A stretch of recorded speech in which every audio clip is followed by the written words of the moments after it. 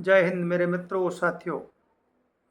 भारतीय राजनीति में कल एक घटना घटी और वह घटना थी भारत के उपराष्ट्रपति धनखड़ साहब ने अपने पद से इस्तीफा दिया। इस्तीफे को लेकर के पक्ष और विपक्ष अपना अपना मत प्रस्तुत कर रहे हैं। अपोजिशन का मानना है, विरोधी दल का मानना है कि धनखड़ का जो इस्तीफा है, उपराष्ट्रपति महोदय का जो इस्तीफा है, वो सत्ता पक्ष के किसी विषय को लेकर के, टकराव को लेकर के उपराष्ट्रपति महोदय का इस्तीफा हुआ है। विपक्ष इस प्रकार का अनर्गल जो आरोप लगा रहा है वो ठीक नहीं है। विपक्ष ने सदैव उपराष्ट्रपति महोदय का अपमान किया है।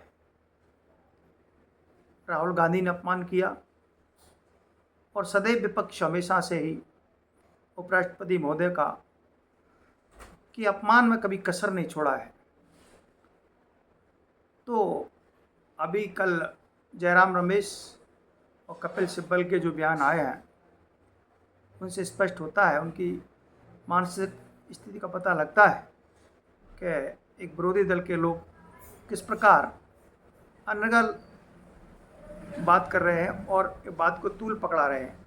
जबकि वास्तविकता यह है कि धनखड़ महोदय ने, उपराष्ट्रपति महोदय ने अपने स्वास्थ्य कारणों से डॉक्टरों की सलाह लेकर के डॉक्टरों ने उनको बताया कि आपको आराम की आवश्यकता है और डॉक्टर के अनुसार उन्होंने अपने स्वास्थ्य को देखते हुए और उपराष्ट्रपति पद से इस्तीफा दिया है।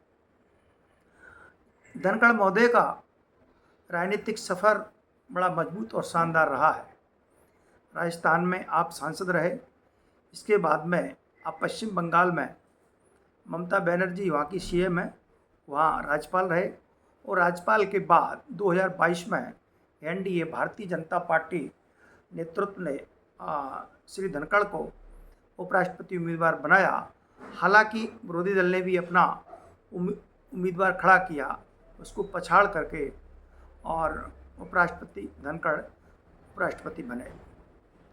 लेकिन आप देखिए, उपराष्ट्रपति का जो इस्तीफा है ये कोई नई बात नहीं है। इससे पहले भी अनेक बार, लगभग 2 बार ऐसा हुआ है। 1969 में संजीव रेड्डी और बीबी गिर दोनों उपराष्ट्रपति उम्मीदवार थे और कांग्रेस और इंदिरा गांधी ने संजय को उपराष्ट्रपति बनाया, संजीव रेड्डी को उपराष्ट्रपति बनाया और बीबी गिर को।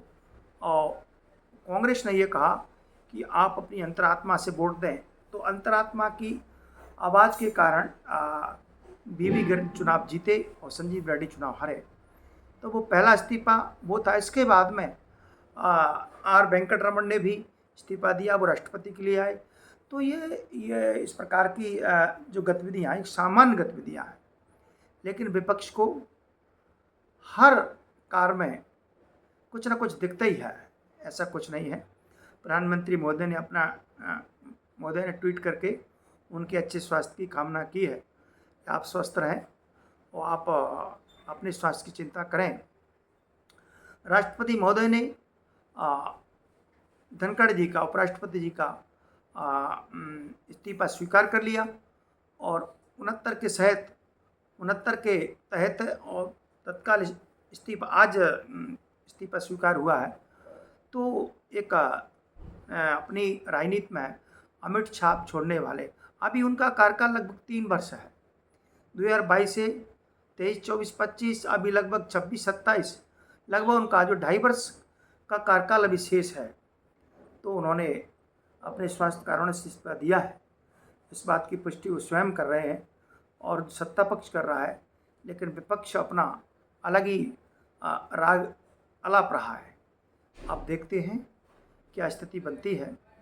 लेकिन किसी प्रकार का सत्ता पक्ष के बीच में और उपराष्ट्रपति महोदय के बीच में, धनखड़ जी के बीच में किसी प्रकार का कोई टकराव नहीं है, किसी प्रकार का कोई मनमुटाव नहीं है। और जो अफवाह है और बिल्कुल बेबुनियाद है।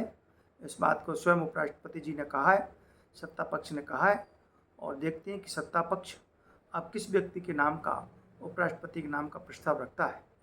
आज के विषय में इतना ही। कल किसी विषय को लेकर के फिर आऊँगा। तब तक के लिए जय हिंद, जय भारत।